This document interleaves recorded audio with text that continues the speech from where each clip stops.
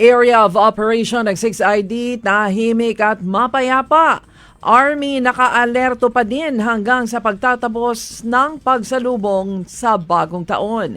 Ito ang sinabi ni 6ID at Joint Task Force Central Commander Major General Jose Vladimir Cagara sa panayam ng DXMS Radyo Bida. Ayon kay Cagara, nananatiling tahimik at mapayapa ang security situation sa mga lugar na sakop ng 6th Infantry Division sa kabila ng isang isolated incident ng panghaharas na isinagawa ng lokal na grupong terorista sa Maguindanao del Sur bago ang Pasko. Tiniyak ni Cagara na nananatiling handa ang 6ID sa anumang banta sa seguridad bago matapos ang taon.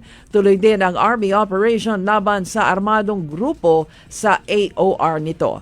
Samantala, sinabi ni Cagara na bukas ang Army sa mga armadong grupo na nais sumuko at magbalik loob sa pamahalaan. Sinabi niyang handa ang militar na tumulong at tanggapin ang mga ito upang makamit ang pangmatagalang kapayapaan. Nangako si Cagara na pananakasin niya ang coordination at collaboration sa local government units, local leaders at stakeholders upang makamit ang matagal nang hinahangad na tunay na katahimikan at kapayapaan.